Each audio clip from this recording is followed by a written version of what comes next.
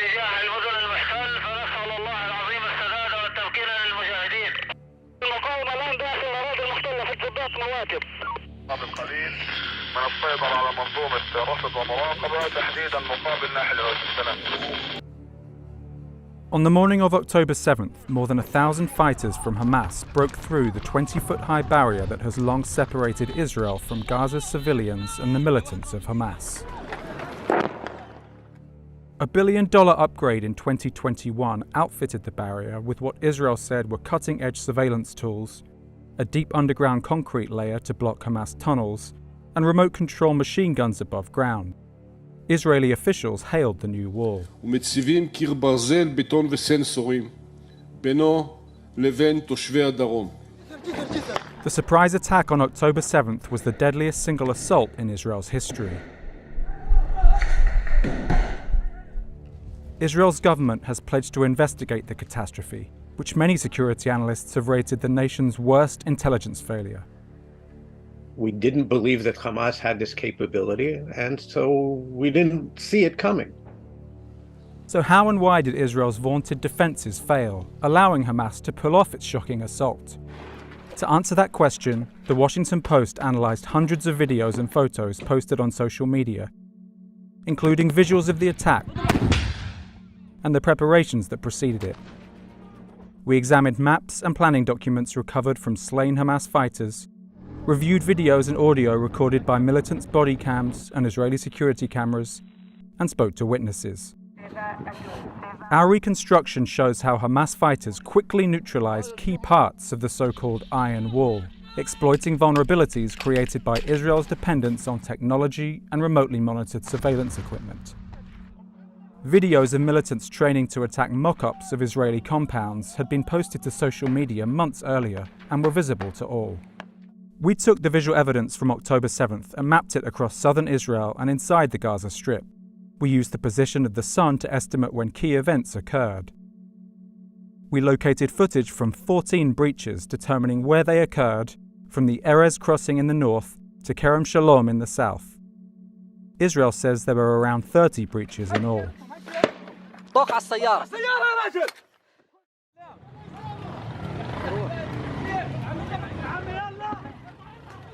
Dawn, around 6:15 a.m., fighters set off from Gaza.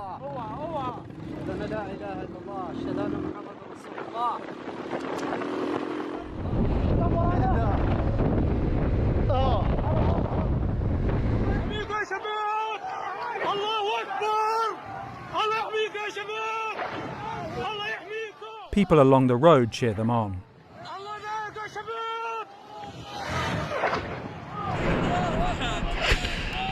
As fighters make their way to the fence, Hamas begins firing a barrage of rockets at targets across the barrier around 6:30 a.m. Israeli officials say more than 3,000 rockets were fired in total and were likely intended to distract their troops.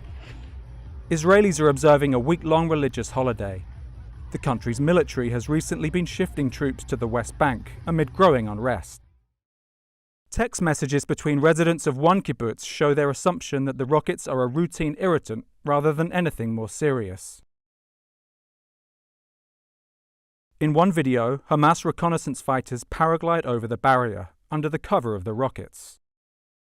Training videos posted to social media after the attack show that militants had been practicing that and other tactics they used to breach the fence. They had also been expanding their training camps, activity that was visible in widely available online maps. The evidence of militants being trained and armed was largely ignored or dismissed, experts said. After the initial rocket barrage, Hamas soon transitions to the next stage of the operation: sever the connections that link Israel's surveillance and security system. Inside the group, it is known as the blinding plan. Israel's visibility of the fence was already partially reduced, because 3 of the 7 surveillance balloons used to monitor hotspots along the Gaza fence were not in operation. These Skystar balloons carry a long-range 360-degree camera. The cameras on the 3 balloons needed maintenance, but the model that Israel uses is relatively old and is no longer made. On the morning of October 7th, militants cut one of the balloons loose, causing it to float away. Along with the balloon, Hamas videos capture attacks on at least 7 critical surveillance and weapons towers along the fence. How did Hamas know where to hit? Analysts said Hamas may have spent years collecting intelligence about Israel's defenses. The militants used drones to gather data and elicited information from Gazan day laborers who had permits to enter Israel for work, Israeli intelligence officials said. Hamas really committed a very serious intelligence work. It was not a general blind defensive. They knew exactly what are the points they want to attack. Hamas planning documents indicate that leaders had deep knowledge of the models of equipment used by Israel that they would need to overcome. Fighters also carried with them open-source satellite imagery annotated with coded locations of key structures along the wall. One type of system noted in these maps and attacked on October 7th are surveillance towers. In this video from the day, an unmanned drone drops an explosive on one near Kibbutz Be'eri. Training videos recorded before the attack show fighters had practiced dropping explosives from inexpensive hexcopter drone models and launching fixed-wing Zuari suicide drones. Some of these towers house speed surveillance systems, which contain HD cameras, laser and infrared sensors, and radars, and can see people almost 6 miles away, according to the manufacturer. Each unit costs hundreds of thousands of dollars. In this document, Hamas specifically notes the locations of such speed surveillance systems. Visuals and other data from the towers are sent through hardwired cables to military outposts along the fence, notably facilities at Re'im, Nachal Oz, and Urim. They are monitored 24 hours a day by Israeli personnel, according to security analysts. The former head of one of the firms that built the fence told the Post that without the towers and their sensors, Israeli visibility would be severely limited. The command center are disconnected from the sensors, and they are not able to give real-time indication what's going on in the border in real time. When you are taking down the main communication towers, of course, some of them or all of them have backups. To my understanding, most of the backups were taken as well. In addition to taking out surveillance towers, Hamas launches attacks on multiple Sentry Tech towers topped with Samson weapons stations, which feature machine guns and sensors. The towers are positioned every few hundred yards along the barrier and outside key military facilities, according to analysts and past reports. They are nicknamed Ro'ei Yoreh, Hebrew for seize, fires. Once the sensors send intruder alerts, IDF personnel can fire the 50 caliber machine guns at targets by remote control. Israeli forces have used the towers to kill people it said were Hamas terrorists in past incidents. But on October 7th, Hamas dropped incendiary explosives from drones, fired rocket-propelled grenades, and unleashed sniper fire at the towers, videos show. The full extent of the damage done to the weapons and electronic connections is not clear from the footage.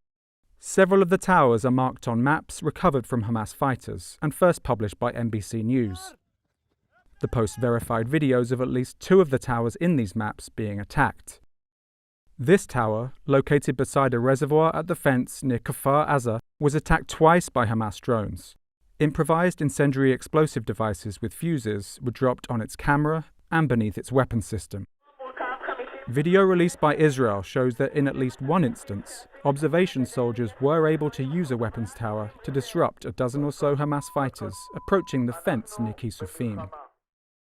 Some Israeli tanks and armoured vehicles were in positions to engage Hamas fighters, but videos show Hamas striking first with drones and rockets to take out these threats to its advance.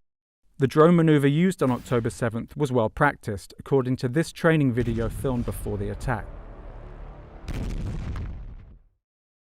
Fighters carried documents containing 3-digit codes to use when discussing Israeli vehicles and details of expected vehicle response times. Recovered documents outlined what the group said were different spots on the Israeli Merkava tank that, if hit, would destroy the tank, and other spots that would disable it.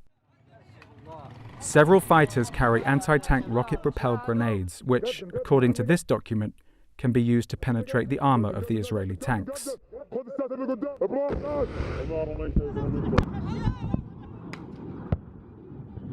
As the sun begins to rise, trained fighters use a range of explosives and munitions to blow holes in the fence.